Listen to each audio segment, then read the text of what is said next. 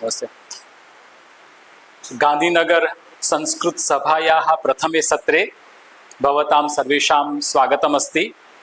वयं प्रार्थनया अस्माकम् अस्य कार्यक्रमस्य आरम्भं कुर्मः। या कुन्देन्दुतुषारहारधवला या शुभ्रवस्त्रावृता या वीणावरदण्डमण्डितकरा या श्वेतपद्मासना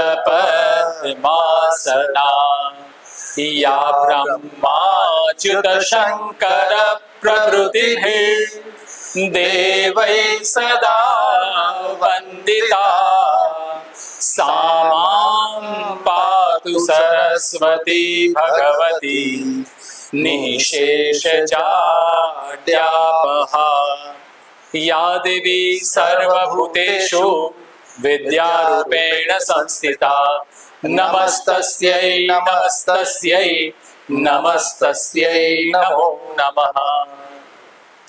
એકલવ્ય સંસ્કૃત ફાઉન્ડેશન ઘણા વર્ષોથી संस्कृत भाषाનો प्रचार करे છે और इस प्रचार कार्य में हम बहुत सारी एक्टिविटीज करते हैं। बच्चों के क्लास, बड़ों के क्लास, साहित्य के कार्यक्रम, और उस क्रम में गांधीनगर के साहित्य प्रेमियों के लिए ये संस्कृत साहित्य सभा का हम आयोजन कर रहे हैं। और ये हमारा परम सौभाग्य है कि इस प्रथम सत्र में डॉक्टर जय ओझा जी यहाँ पे हमारे बीच प्रस्तुत है। जय जी का मैं संक्षिप्त परिचय करवाऊं। पहला परिचय यह है कि डॉक्टर जय ओझा सहृदयी है। साहित्य में सहृदयी की व्याख्या बहुत सुंदर दी गई है। हर एक चीजों को हृदय से जानने वाले, और हम जब महाविद्यालय में पढ़ते थे तभी भी उनका समाज के प्रति, मित्रों के प्रति, घर के प्रति, भाषा के प्रति विशेष प्रेम रहा है। और वो सहृदयी जो मन है वो लेखक का स्वरूप बन करके आज हमारे पास प्रस्तुत है। डॉक्टर जय ओझा को गांधीनगर में कौन नहीं जानता। गांधीनगर समाचार में साप्ताहिक लेख उनके छपते हैं। अब तक 11 पुस्तकें प्रकाशित हो चुकी है।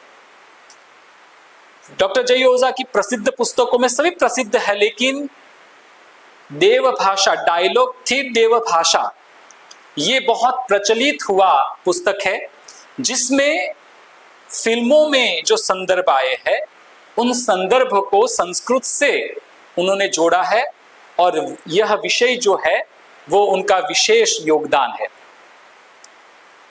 हम साहित्य के साथ साथ सामाजिक प्रवृत्ति के बारे में भी जय ओझा से काफी चर्चा करते हैं।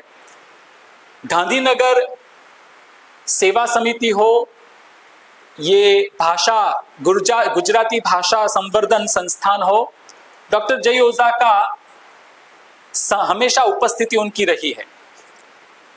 जब हम कॉलेज में पढ़ते थे तब अलग अलग विषयों पे जब चर्चा होती थी तो हमारा एक ही विचार था कि संस्कृत साहित्य के जो ये विषय है उनको लोगों तक पहुंचाया जाए।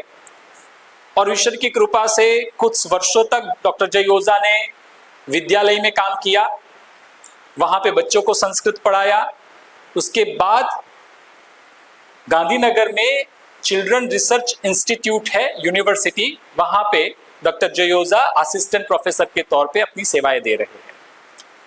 उनका परिचय विस्तृत है, लेकिन मैं संक्षिप्त में बता रहा हूं। जब मैंने कहा कि जय भाई गांधीनगर में ये पहला व्याख्यान होने जा रहा है और आप एक विषय को लेकर के हमारे सामने आइए, तो उन्होंने सहर्ष स्वीकार किया। और आज उनका जो विषय है वो है मृच्छकटिकम, संस्कृत साहित्य की प्रसिद्ध कृति मृच्छकटिकम, जिसपे से फिल्में भी बन चुकी है, जिनका उल्लेख शायद जय जी करेंगे। लेकिन ये ऐसी कृति है जो सामाजिक तथ्यों को प्रकाशित करती है। सुंदर साहित्यिक वर्णन शूद्रक द्वारा किया गया है, तो उसके बारे में मैं विज्ञप्ति करूंगा जय ओझा को। और उससे पहले, क्योंकि ये प्रथम सत्र है आज हमारे अतिथि भी है, हमारे मुख्य भी वक्ता है। तो मैं भावना बहन से विज्ञप्ति करता हूं कि जय योजा का स्वागत करें। भावना बहन संस्कृत विद्या प्रतिष्ठानम से जुड़े हुए हैं, संस्कृत विद्या प्रतिष्ठान के ट्रस्टी है। जय जी, आपका स्वागत है। नमस्ते। आपने हमारे इस निमंत्रण को स्वीकार करके ये जो प्रयोग है उसको प्रयोग को वास्तविक परिस्थिति में प्रस्तुत किया। उपकृताः इदानीं भवन्तः स्वविषयं प्रस्थापयन्तु। धन्यवाद। मिहिर भाई ने जो परिचय दिया है वो शिष्टाचार की, वैसे मैंने उनको कहा था कि आवश्यकता नहीं है, क्योंकि हम 2001 से एक ही बेंच पर बैठकर पढ़े हुए सहाध्यायी है। और मिहिर भाई ने जो संस्कृत के लिए आहलेख जगाने का कार्य शुरू किया है वो एक अपने आप में, जैसे हम रविंद्रनाथ टैगोर की जो कविता है एकलो चोले, उस प्रकार से उन्होंने ये एक बहुत बड़ा एक पड़ाव ये पार किया है। भावना बहन, सुनील जी, यहाँ इला बहन, ऐसे जो महानुभाव हैं उनका जो सहयोग और एक प्रकार से मिलता रहा, तो हम यानी तब से ये साक्ष्य में, तो वो कुछ कहे और यहाँ से मना करने का या फिर कुछ अपितु वाली बात रखने का कोई यानी प्रश्न ही नहीं उठता। फिर बात आई विषय की, तो उनको भी पता है कि मेरा जो पीएचडी है विद्यावारिधि वो शूद्र के ऊपर यानी मृच्छकटिकम के ऊपर है। तो यानी उनके मन में था और मैंने भी वही बोला कि मैं शूद्रक और मृच्छकटिकम पर बात करूंगा, तो उन्होंने सहर्ष स्वीकार किया। तो मैं ये एक यानी जिस तरह से उन्होंने ये उल्लेख रखा, तो पूरा तुरंत ही, क्योंकि ये 10 प्रकरण का पूरा नाटक है और उसके विषय में यानी मैं आपसे क्या कहूँ और क्या ना कहूँ, वो एक बड़ी यानी आजकल माइक्रो फिक्शन की एक बात है कि बहुत ही कम शब्दों में ज़्यादा बात कही जाए। तो मैं प्रयत्न यही करूँगा कि मैं आपसे इस कृति को पढ़ने के लिए लालायित कर पाऊँ। तो मेरा यही प्रयत्न रहेगा। मृच्छकटिकम में एक बहुत ही यानी नांदी श्लोक बोलते हैं उसको, वो वाग्देव्यै च विद्महे नाट्य देवाय धीमहि तन्नो भरतः प्रचोदयात्। भरत मुनि ने नाट्य शास्त्र की यानी हम जानते हैं वैसे कि भरत मुनि ने नाट्य शास्त्र की रचना की। भरत मुनि को प्रणाम करके और उसके साथ साथ इस मृच्छकटिकम को मेरे जीवन में आरोपित करने के लिए जो मेरे 3 गुरु हैं उनको भी प्रणाम करने के बाद मैं अपना व्याख्यान शुरू करूंगा। एक है मेरे पीएचडी के मार्गदर्शक डॉक्टर आरपी मेहता, जिनके मार्गदर्शन में मैंने पीएचडी की डिग्री प्राप्त की। दूसरे हमारे अनुस्नातक कक्षा में हमको मृच्छकटिकम का अभ्यास करवाने वाले हमारे वसंत भाई भट्ट सर, जिन्होंने इतनी तन्मयता से और रसिकता से हमें यह ग्रंथ पढ़ाया कि हम उसके अंदर खो गए।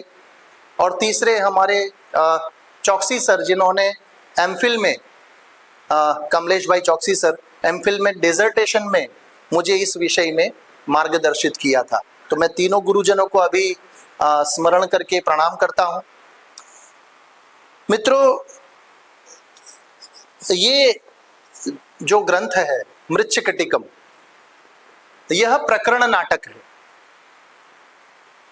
नाटक के प्रकार, उसकी पंचसंधि, उसकी भाषा शैली, उसके पात्र, उसका रस निष्पत्ति, उसमें किस प्रकार से किस शैली का प्रयोग होता है, ये सब चीजें जो है उसे मैं थोड़ा बाजू पर रखूंगा आज।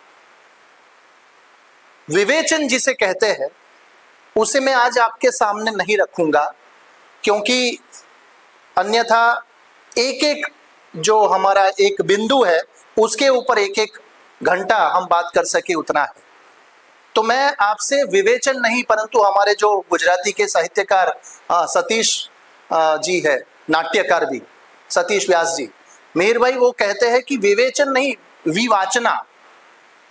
तो हम विवाचना करेंगे और सिर्फ हमें ये मजा कैसे आए, ये पढ़ने से, इसका अध्ययन करने से हमें जो एक आनंद कैसे मिलता है। वैसे भी नाटक का यानी इसका एक जो एक उपादेयता है वो है मनोरंजन, और ये उसकी बात करेंगे तो उसके बहुत ही ज्यादा गहनता, उसकी जो बारीकियां है, टेक्निकल एस्पेक्ट्स है, वो बाजू पर रखकर मैं सीधा उसके प्रसंगों पर आता हूं।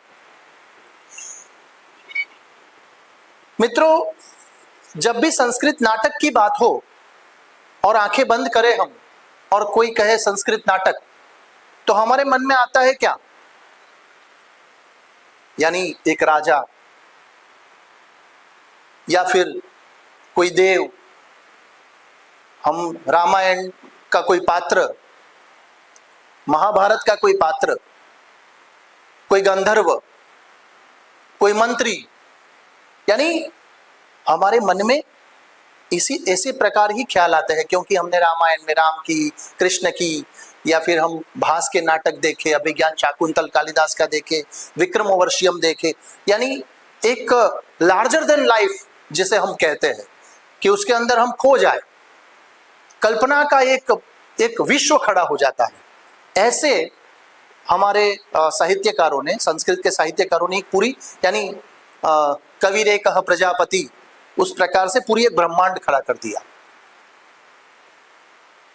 ऐसे समय में ये जो हमारे शूद्रक है वो रिबेलियंट है, जिसे हम कह सकते हैं कि यानी उन्होंने, यानी पूरा, जैसे हम कहते हैं ना कि सिनेमास्कोप, उसका वो पर्दा फाड़ दिया। भरत ने जो कहा, भरत मुनि ने जो कहा कि भाई नाट्यक में इसे मैं उद्घाटित कर सकता हूं, नाटक में जो चीजें हो कि ऐसा होना चाहिए, ऐसा होना चाहिए, कुछ लक्षण तय किए, और शूद्रक ने सभी लक्षणों को तोड़ दिया, ऐसा हम कह सकते हैं। तोड़ दिया कैसे, उसकी हम चर्चा करेंगे। शूद्रक ने सबसे पहले तो इसका जो नायक है हमारा, वो नायक एक निर्धन ब्राह्मण है। यानी एक पहला ही एक आघात करते हैं। शूद्रक क्या कर रहे हैं? शूद्रक दर्शकों के मन में सबसे पहले, यानी ये डायरेक्टली, जैसे फिल्म का पहला सीन होता है ना, कि हमें लगा क्या बात है ये ऐसा, तो ये एक किसी को एकदम से, यानी अंदर से झकझोर देना, अच्छा अब क्या होगा, पहला ही सीन ऐसा है, तो ऐसा करने की क्षमता शूद्रक में है। शूद्रक यानी वो, उसके ऊपर भी एक, यानी अलग से हो सके वैसा एक कैरेक्टर है। शूद्रक एक राजा है या फिर कोई व्यक्ति विशेष है। हम यानी थोड़ा उसके बारे में, उनके जो मृच्छकटिकम के प्रथम अंक में, यानी प्रकरण में जिस प्रकार से बात आती है, उसमें ये समझ पाना मुश्किल है कि एग्जैक्ट ये शूद्रक है कौन।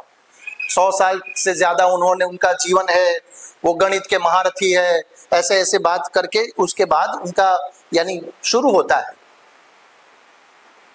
तो ये शूद्रक जिस प्रकार से कथा का आरंभ करते हैं, वो डायरेक्ट अंदर, यानी श्रोता को या सुनने वाले जैसे हो या फिर दर्शकों को एकदम से झकझोर देते हैं।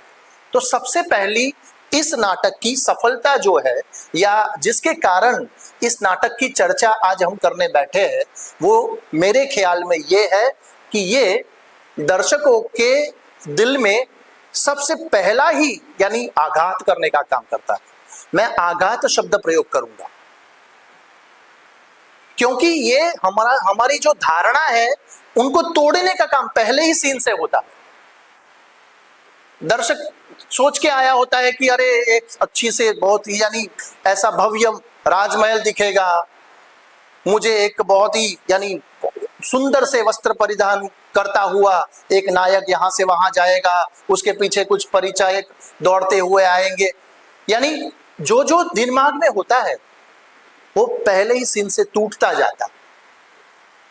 और उसके बाद इसको सफल करना यानी जो दर्शक सोच के आया है वो सोची हुई बात पहले ही दृश्य से उसको तोड़ते जाना तोड़ते जाना तोड़ते जाना और फिर भी उसको बांधे जाना बांधते रहना, ये शूद्र की सबसे बड़ी खूबी है। दूसरी बात, उसका जो लोकाल है, हम जो लोकाल की बात करते हैं, हम जब पढ़ेंगे तो हमें लगा कि अरे ये तो गांधीनगर की बात है, ये तो दिल्ली की बात है, ये मुंबई की बात है, ये अहमदाबाद की बात है। आज से 2000 साल पहले लिखा हुआ यह ग्रंथ है। तकरीबन 2000 साल पहले उन्होंने जिस प्रकार से इस ग्रंथ को लिखा है, उसके बाद भी आज ये प्रस्तुत ऐसा है कि जब हम इसको पढ़ते हैं तो हमें लगता है कि जैसे मेरे बाजू में घटना घटी हुई है। ये इतना अभी भी हमें वास्तविक लगता है। उसके बाद मैंने आपसे कहा वैसे चारुदत्त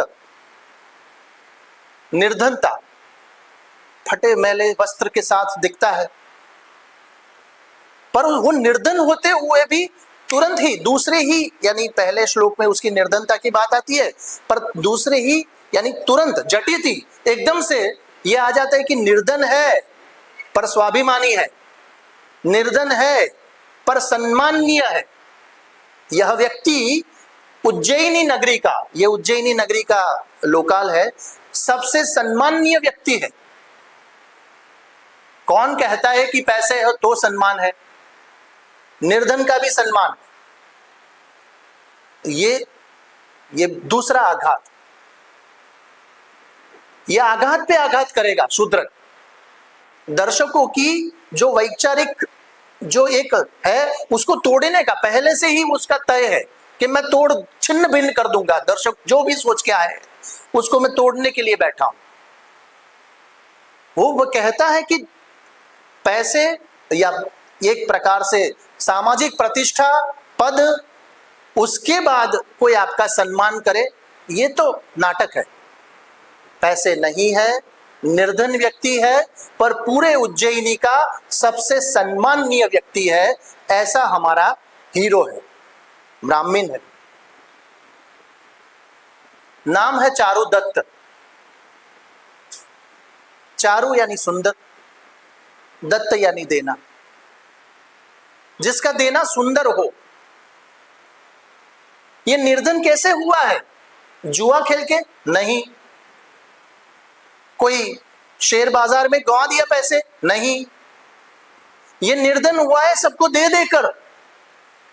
वो किसी को भी अपने यानी घर से, अपने दरवाजे से ऐसे ही वापस नहीं भेजता है, तू भी ले जा भाई, तू भी ले जा भाई।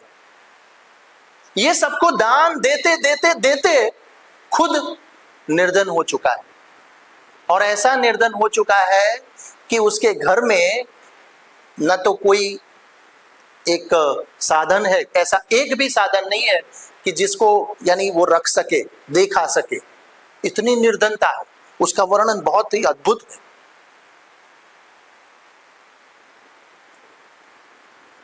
उसका श्लोक में उसकी जो बात है कि भाई किस प्रकार से इस निर्धनता के कारण लोग चले जाते, जो वास्तविकता है ना आज समाज की, कि भाई पैसों का बोल बोला ना हो तो फिर बाद में हमें लोग छोड़ देते हैं।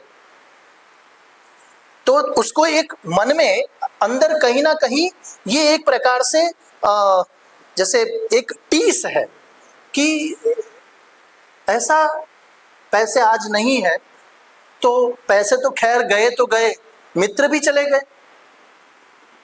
स्वजन भी चले गए। एक समय था ये मेरा पूरा एक जो घर है वो किस तरह से लोगों से भरा हुआ रहता था, किस प्रकार से एक चहल पहल थी, ये क्या चीज है। तो निर्धनता जो है ना, वो उसे ऐसा लगता है कि यानी मृत्यु तो अच्छी चीज है, एक बार में आके खत्म, पर निर्धनता जो है वो मुझे रोज मार रही है। इस श्लोक के साथ उसका एक जो अंदर छुपा हुआ दर्द छलकता है पहले प्रकरण में। इस प्रकरण के बाद यानी पहले प्रकरण में ही दूसरा कैरेक्टर जो सबसे अहम है इस नाटक प्रकरण का, वो है मैत्रेय।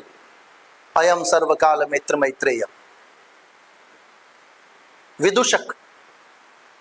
इस नाटक का विदूषक जो है वो संस्कृत के दूसरे सभी नाटकों के विदूषकों से एक यानी 2-3 पायदान, एक भी नहीं, ऊपर है।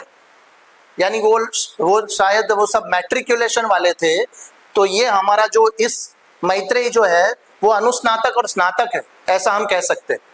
कैटेगरी बहुत ऊपर है।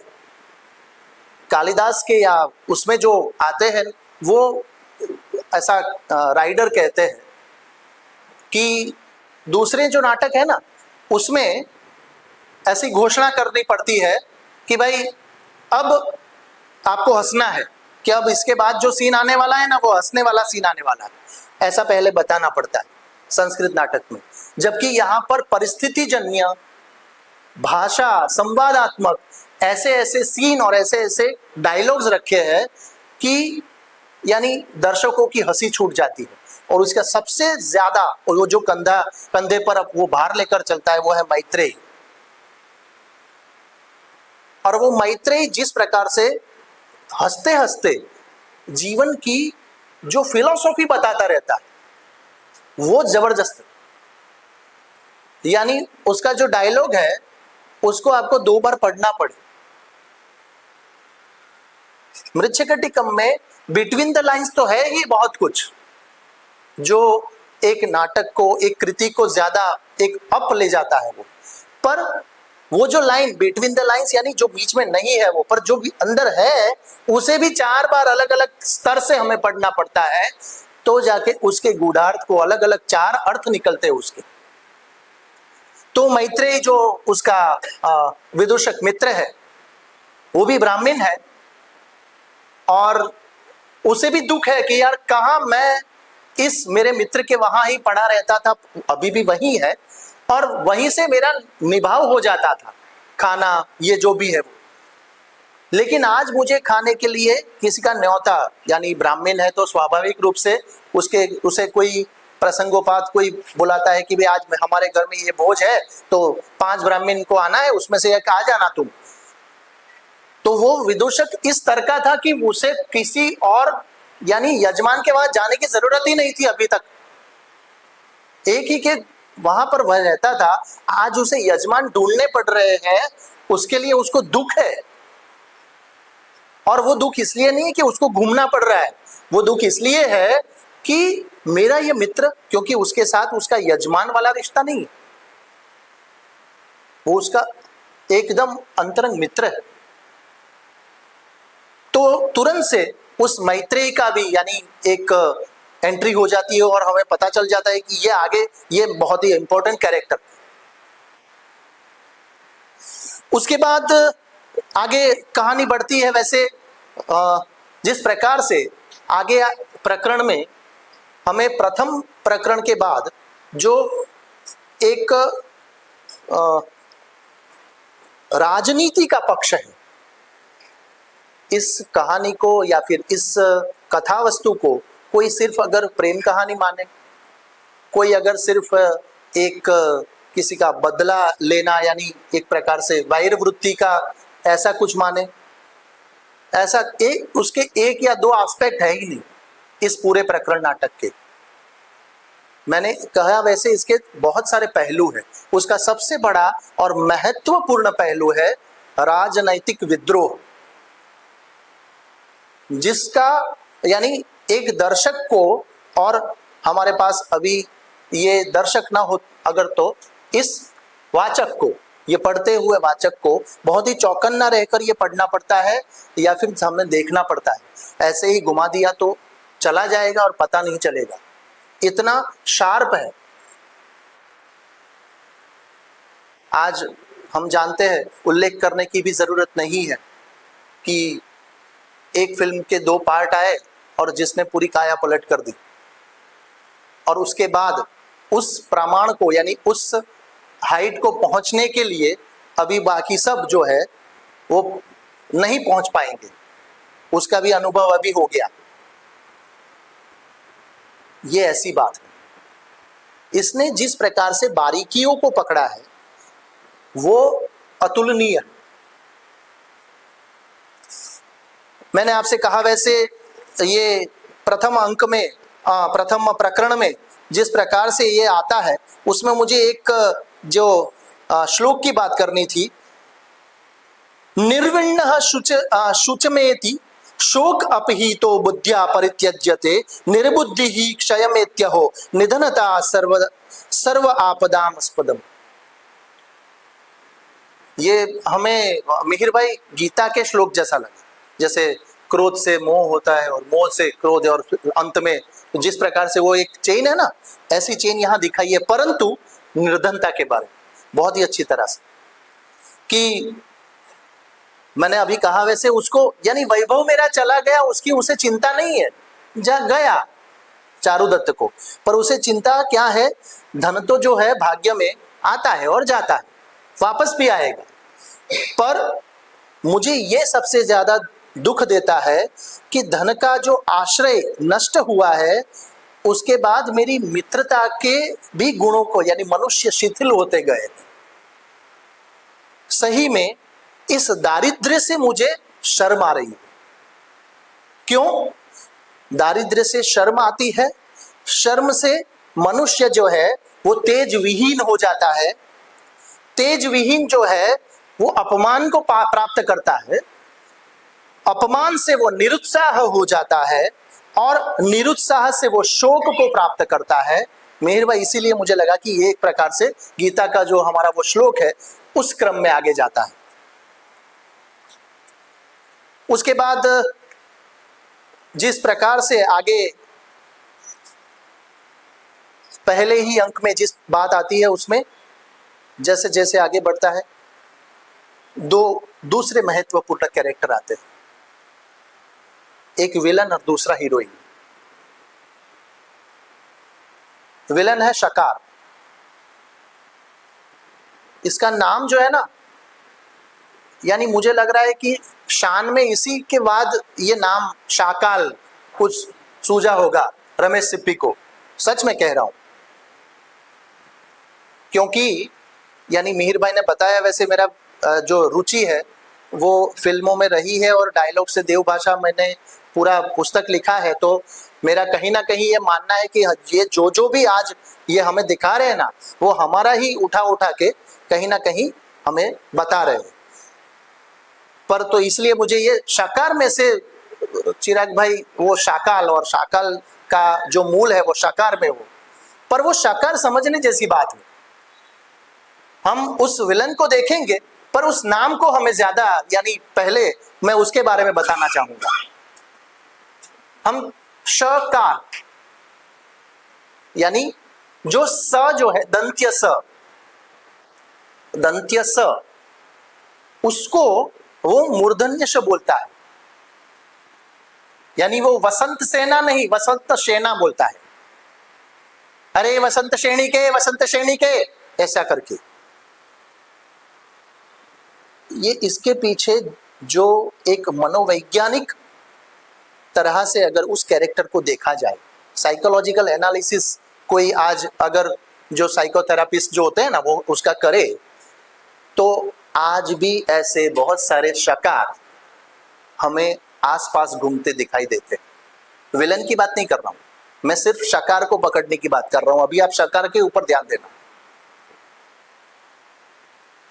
एक व्यक्ति है, थोड़ा मीर भाई विषय से इधर शकार के ऊपर आता हूं, तो जो उसके अंदर कुछ है नहीं पर बताना चाहता है कि मेरे पास मैं यानी एवे जोरदार हूं। आप समझे बात को? उसकी जो बोलने की एक जैसे शैली है ना, जैसे वो बोलेगा ना आपको पता चल जाएगा, यदा यदा उच्चति वाक्बाणम तदा तदा कुल प्रमाणम ददाति, मुंचते वाक्बाणम तदा तदा कुल प्रमाणम ददाति। आज भी आप देखेंगे कि सकार को श बोलने वाले बहुत सारे हमारे आसपास ऐसे महानुभाव, इन्वर्टेड कोमा में महानुभाव है, जो अपने आप को पंडित बताने के लिए, अपने आप को ज्यादा विद्वान दिखाने के लिए, अपने आप को ज्यादा यानी हम थोड़े युधिष्ठिर का रथ जैसे एक हाथ ऊपर चल रहा था, वैसा मैं हूं आपसे ज्यादा बेटर, वो सुपीरियरिटी कॉम्प्लेक्स से पीड़ित जो व्यक्ति होते हैं, जिसके अंदर जो गुजराती में कहावत है कि खाली चणो वागे गणो, उस प्रकार से वो ऐसी एक मनोयातना से पीड़ित है ये शकार, कि जिसके अंदर उसका सीधा उससे ये जो हमारा हीरो है चारु दत्त, भाव प्रकाश जी का स्वागत है।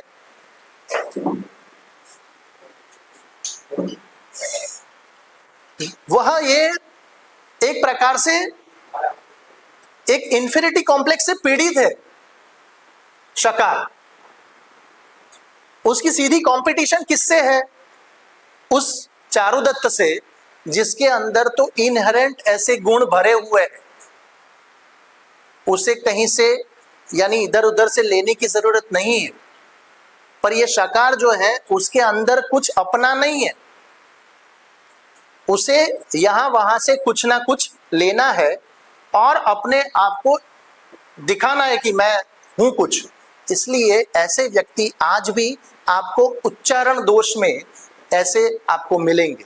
ये प्रतीक है, शकार जो है ऐसे व्यक्तियों का प्रतीक है। शूद्रक इसलिए महान है कि ये एक चीज नहीं बताता, दिखाता है एक कैरेक्टर, पर हमें उसके पीछे 3-4 अलग अलग पहलू समझने होते हैं।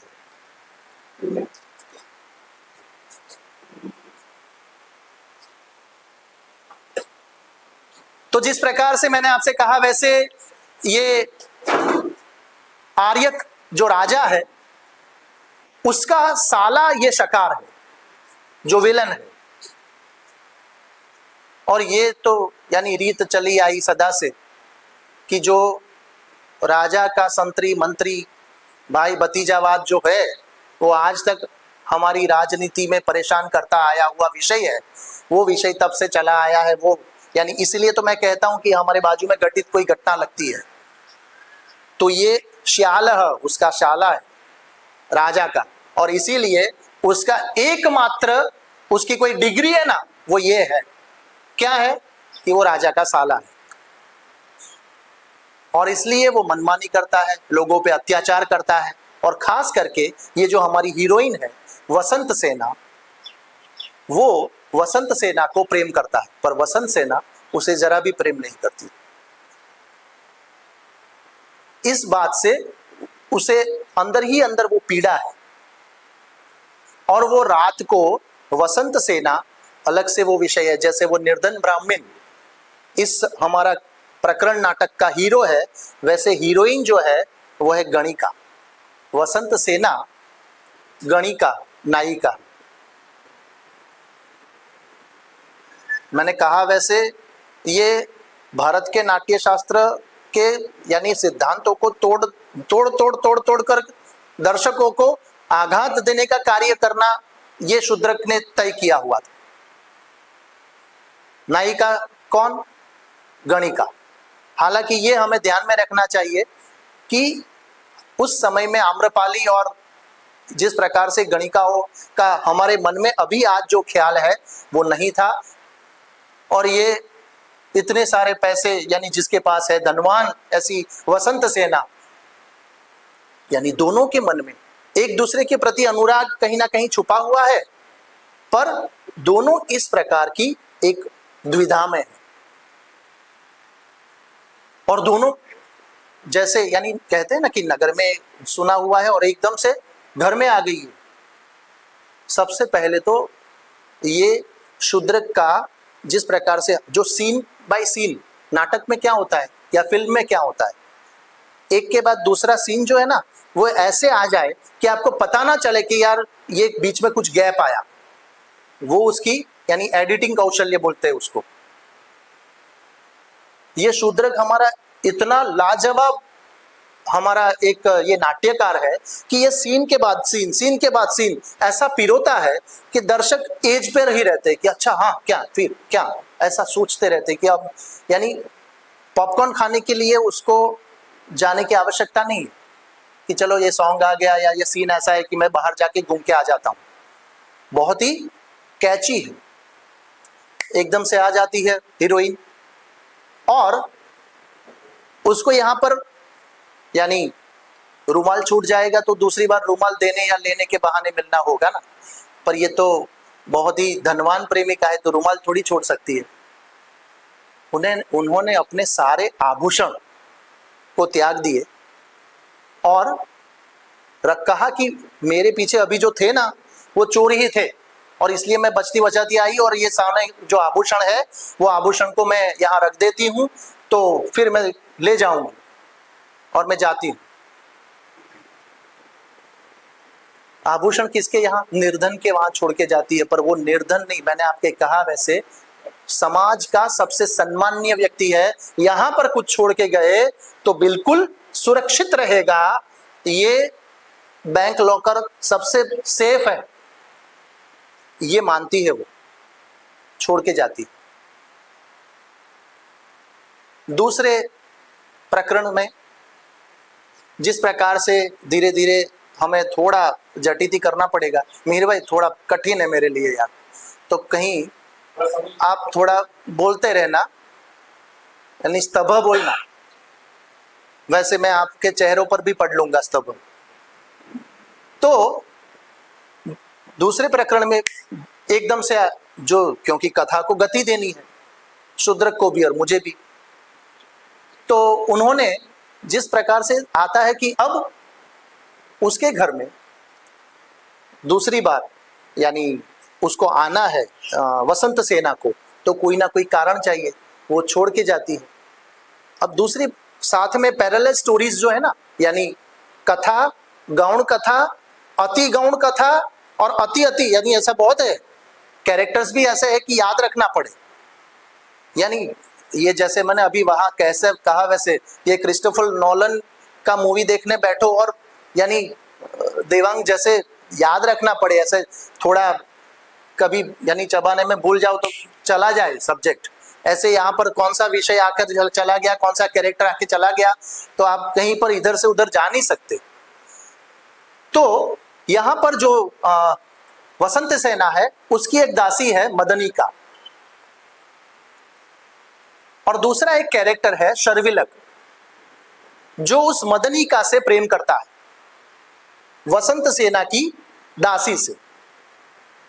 शर्विलक जो है वो भी ब्राह्मण है, अब वो प्रेम करता है मदनिका को, और मदनिका को उस वसंत सेना के पास से अगर वो उसे ले आना हो तो भारी भरकम रकम देनी पड़ेगी, तो वो उससे छुड़वा पाएगा और उससे शादी कर पाएगा।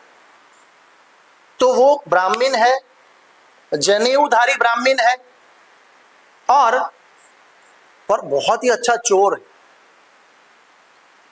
आप बोलोगे कि अच्छा चोर कैसे, पर 64 कलाओं में चोरी भी एक कला है।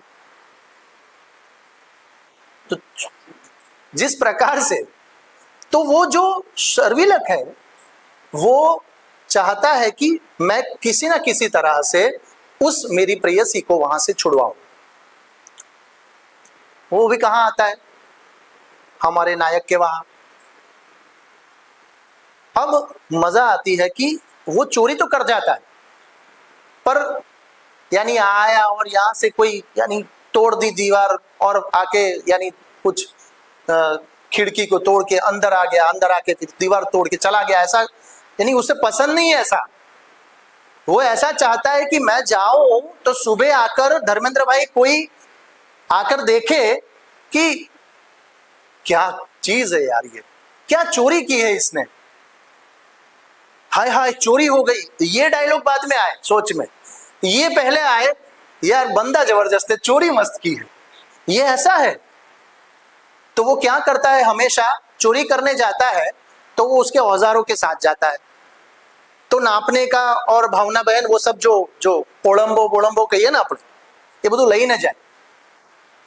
पर उस दिन जल्दी में वो सब भूल गया था, और वो चोरी करने में यानी उसको किस तरह से करना।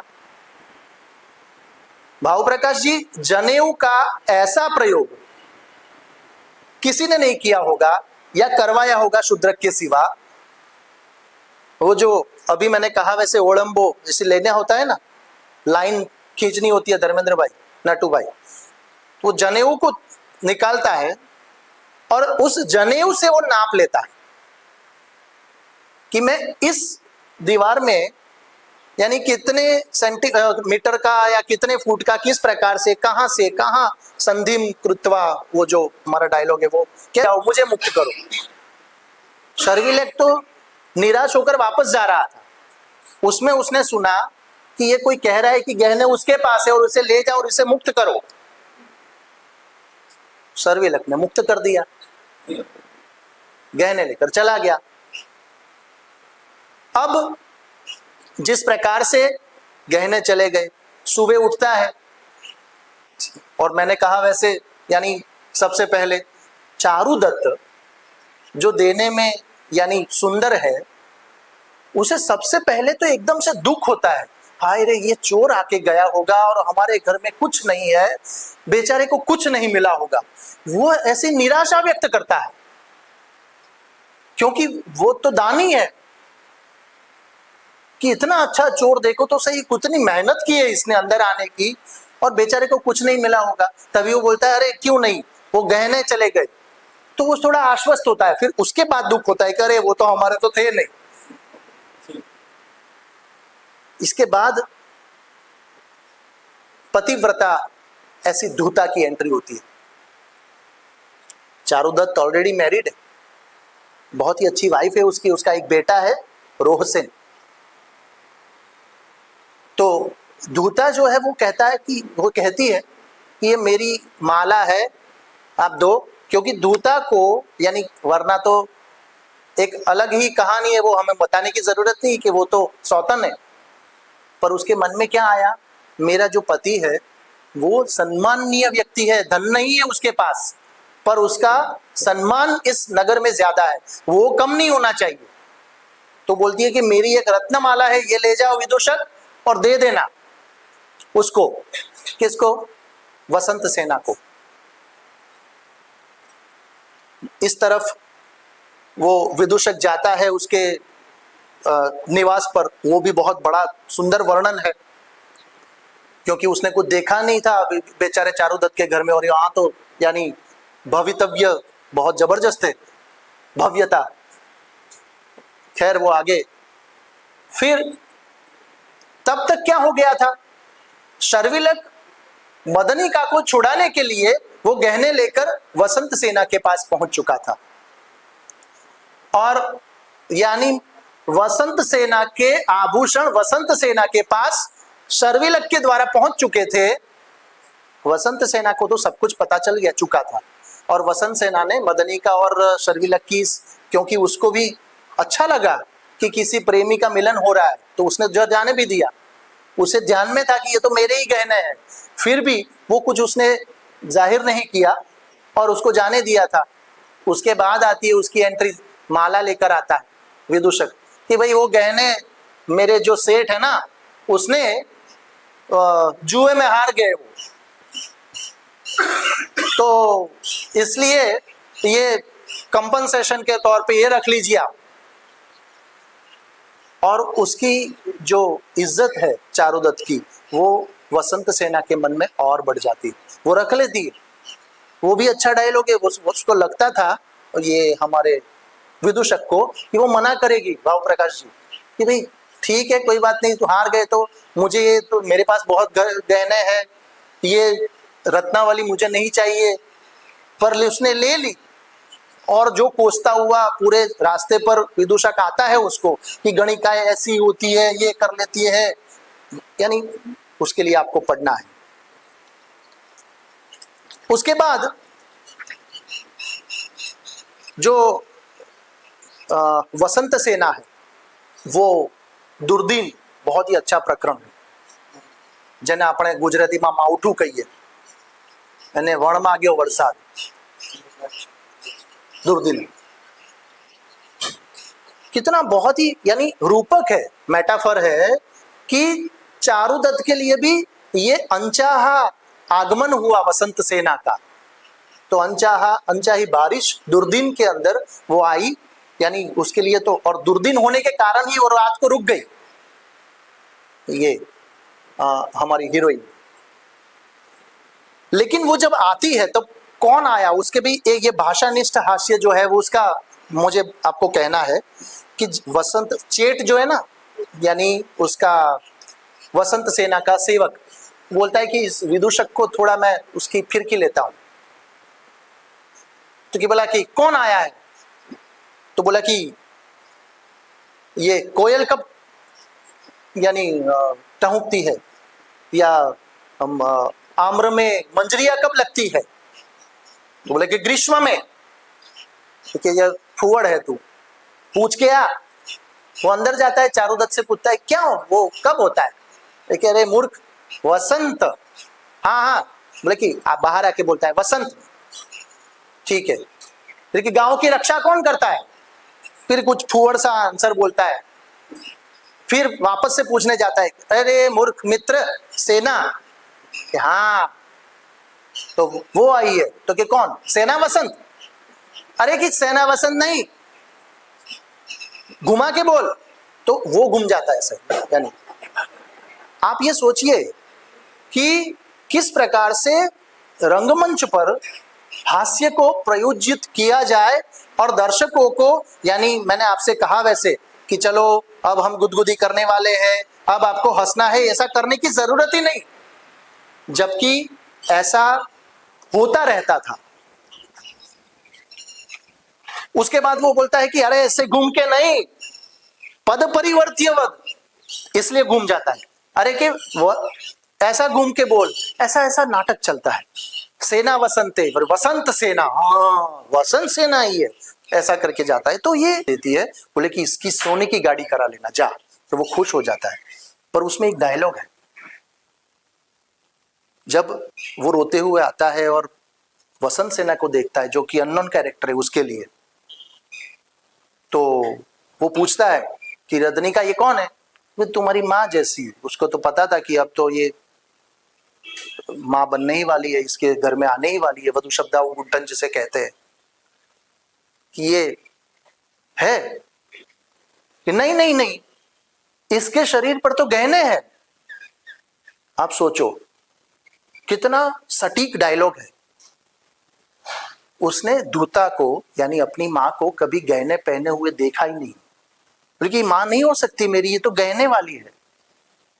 यानी जो झकझोर के रख देता है वसंत सेना को ये एक छोटा बच्चा, और उसके बाद वो अपने गहने उतारकर उस मिट्टी की गड्डी में रख देती है और पूरा प्रसंग है। तो माटी की गाड़ी जो है वो इसलिए, राइडर ने clay cart, little clay cart जो लिखा है उसमें इसका बहुत ही अच्छी तरह से यानी परिशीलन किया है। उसके बाद एक नाट्योक्ति हो जाती है कि भाई चेंज हो जाता है थोड़ा, एरर क्या बोलते हैं उसको, शेक्सपियर का कॉमेडी ऑफ एरर जैसे होता है ना, उसी प्रकार से यहाँ पर क्या होता है, ये बोल के गया था हमारा हीरो चारुदत्त कि वसंत सेना को इस बैलगाड़ी में अच्छी तरह से जो पैक है, अच्छी यानी रथ जैसा लगे, उसमें बैठा के यानी उस उद्यान में पहुंचा देना। वसंत सेना जाके बैठ जाती है, लेकिन वहां पर दो बैलगाड़ियां थी। जिस बैलगाड़ी में उसको बैठना था उसमें तो जो राज्य विद्रोह की मैंने बात की थी वो बैठकर चला गया आर्यक। किसके पास? चारुदत्त के पास किसे पहुंचना था? वसंत सेना को। पहुंच गया कौन? इस पूरे नाटक का यानी छुपा हुआ मेन राजा जो बनने वाला है वो। और ये कहां बैठ गई बेचारी? ये बैठ गई विलन शाकार के गाड़ी में, जो उसके पास ले जाने वाला था। उद्यान में शाकार अनायास ही उसको ये मिल जाती है और वो कहती है कि मैं तुझसे प्रेम ही नहीं करती हूँ। उनके बीच में थोड़ा यानी तू मैं हो जाती है और बोले कि यानी आज जिस प्रकार से होता है ना कि उसको एक ईर्ष्या का भाव तो था ही, और उसमें भी चारुदत्त से वो हार जाए, निर्धन चारुदत्त से, वो ज्यादा उसको दुख था। इसलिए उसने उसका गला दबा दिया और यानी मार दिया। ऐसा करके और फिर लगा कि ये मर गई है तो उसके ऊपर पत्ते डालकर भाग गया। इधर क्या हुआ? इधर वो जो राजा जो था, चारुदत्त को पता चला कि इसमें तो वसंत सेना नहीं है, इसमें तो ये है, पर उसे पता था कि राज्य विद्रोह करना जरूरत है, वरना ये शाकार जैसे साले और ये राजा जिस प्रकार से राज्य को बर्बाद कर रहे हैं वो बहुत ही गलत है। इसलिए इस विद्रोह को जो जन्म देने वाला है उसको बचाया जाए। उसने अपने प्रेम, अपने व्यक्तिगत स्वार्थ को बाजू पर रखते हुए राज्य और राष्ट्र के चिंतन करके उसको बचाया और उसको निकाल दिया। क्योंकि वो पकड़ा गया था, उसे छोड़ दिया, यानी भागने में मदद की। लेकिन जब ये चोर की दाढ़ी में तिनका, शाकार को अब वो खून का आरोप किसी के ऊपर तो डालना था, पर कौन है? चारुदत्त, सबसे सॉफ्ट टारगेट। बोला कि चारुदत्त के घर पे वसंत सेना गई थी, गहने की लालच में उसने उसको मार दिया, ऐसा करके। और तब आता है कोर्ट रूम, बहुत बड़ा यानी जबरदस्त सीन है वो। कोर्ट रूम दिखाना, ये जो फिर से अगेन शूद्रक की अलग पहचान नाट्यकार के तौर पे। पैसे है, सत्ता है, कोर्ट अपनी है, वकील अपने हैं, जज अपने हैं। कहा ना मैंने, बाजू में जैसे होता हुआ अभी भी दिख रहा है वैसी ही घटना। वो जानता है शाकार का जो सेनापति है या शाकार का हम बोले चेला चपाटा, वो बोलता है बेचारा कि नहीं इसने नहीं मारा, वो भी बोल देता है, पर परिस्थिति जन्य साक्ष्य उसके बिल्कुल विपरीत है और ये साबित हो जाता है। और साबित करने में भी फिर वो मैत्रेयी ही आ जाता है। वो गहने लेकर आता है, वो जो छोड़ के गई थी ना, गहने लेकर ऐसी दुबक के आता है बेचारे के। पता चला उसको कि मेरा मित्र तो बेचारा अभी कोर्ट में है, और आता है और कुछ ना कुछ बोलता है बीच में, और उससे कुछ ना कुछ भूली होगी, तभी वो उद्देशक है। तो हाथ ऐसा करने में उसी क्षण पर वो गहने नीचे गिर गए। गहने नीचे गिर गए तो एकदम से खुला, दूध का दूध पानी का पानी। देखो जज साहब, ये गहने वसंत सेना के, ये उसका आदमी, ये फिक्स। अब उसको शिरच्छेद कर देना। शिरच्छेद की घटना यानी 9वां प्रकरण जो है उसके ऊपर, यानी उसके अब हत्या करनी है उसकी, उसको फांसी पे चढ़ाना है। लेकिन उस वक्त पर चांडाल होते थे। तभी संवाहक आता है जो कैरेक्टर, और अंत भला तो सब भला। अंत में जैसे मैंने कहा वैसे वसंत सेना आ गई, उसको फिर तो दूध का दूध पानी का पानी, फिर बता दिया कि इसने मारा था ये वो। और तब तक तो वो राजा जो है उसकी हत्या कर दी थी उस विद्रोह करने वाले हमारे विद्रोही ने, आर्यक ने पालक को ही मार दिया था। तो अब सब चंगा।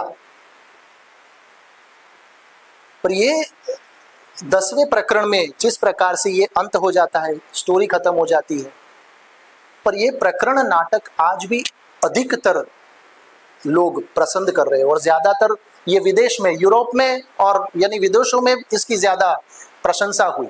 हालांकि यानी हम जानते हैं कि जर्मन कवि गटे नाचा था विज्ञान शाकुंतल को लेकर, पर वो जर्मन कवि था बहुत ही यानी सूझबूझ वाला जो था वो कालिदास को। लेकिन ये एक आम इंसान को नचाता, शूद्रक, उसे मजा आ जाती है, अरे यार क्या बात है।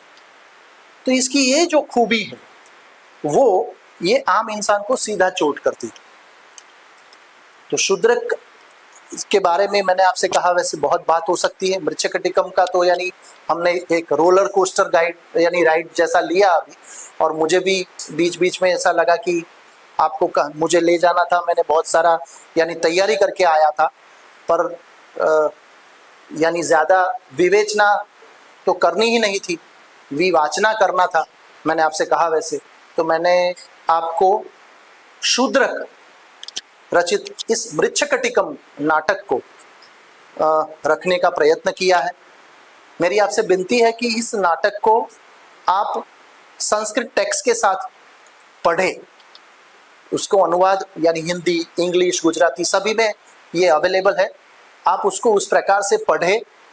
और मैंने कहा वैसे संस्कृत की जो लाइन है उसके साथ साथ इसमें बहुत सारे ऐसे डायलॉग्स हैं कि जो यानी आज से 2000 साल के बाद भी इतने प्रयुक्त रहेंगे। बहुत मजा आएगा आपको। और यानी जो हमारा जो ख्याल है, हमारी जो सोच है कि वेद मंत्र की बात, और ये जो चीज संस्कृत यानी यही ऐसी जो हमारी सोच है, संस्कृत यानी सब कुछ है। यहाँ पर हमें सब कुछ देखने को मिलता है। ये चीज जो हमें समझाती है वो शूद्रक की ये कहानी और ये प्रकरण नाटक बताता है। शूद्रक ने दूसरा एक भाण, पद्म प्रभृतक भाण लिखा है। वो भी एक नाटक का एक प्रकार है। पर जैसे हम कह सकते हैं कि गोवर्धन राम त्रिपाठी, सरस्वती चंद्र लिख दिया, कुछ नहीं। उसके बाद पर एक ही उनकी एक कृति उनको अमर कर गई।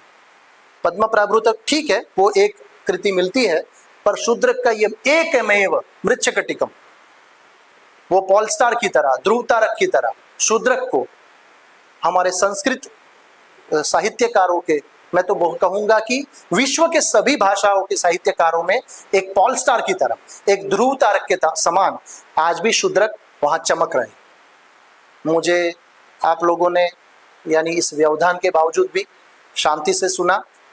और मैंने कहा वैसे मैंने इसमें ज़्यादा यानी भाव प्रकाश जी बैठे हो, खुद मिहिर भाई हो, और उसमें ज़्यादा यानी पांडित्य दिखाए बिना सिर्फ आपको कथा से एक तारुफ करवाने का प्रयत्न किया।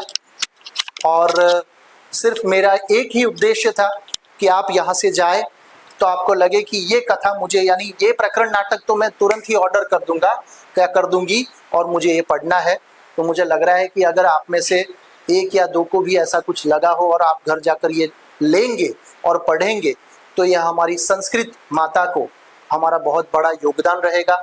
हमारे मिहिर भाई का, भावना बहन का, इला बहन का ये जो प्रयत्न है संस्कृत के लिए जो करते हैं, उनको एक प्रकार से ये एक ढाढ़स मिलेगी कि ये चलो हाँ कुछ हो रहा है। इन लोगों को और कुछ नहीं चाहिए, हमारा ऐसा प्रयत्न और संस्कृत के लिए हमारा प्रेम बढ़ता रहे। और सिर्फ यानी प्रदर्शित कर रहे हम उसको, सिर्फ ये नमस्कार नहीं या दूर से यानी ये रेशमी वस्त्र में लपेटी हुई हमारी गीता को हम पैर छूते रहे, ऐसा नहीं, उसके नमन करते रहे, ऐसा नहीं। उसे खोले, उसे पढ़े और उसके अंदर को जो है सत्व को ले और दूसरों को बताए। यार तुमने पढ़ा, वो दूसरा जबरदस्त है शूद्रक, तुमने ये पढ़ा, ऑफिस में हम बातें करें, हमारे आसपास जो है उनसे हम कहे चार्ल्स डिकन्स को तुम पढ़ रहे हो, ठीक है यार, पर शूद्रक को पढ़ा तुमने? अमीश का तुम ठीक है यार, पर शूद्रक वाली वो तुमने पढ़ा? वो मृच्छकटिकम पढ़ा तुमने? उसको ऐसी हीन भावना ले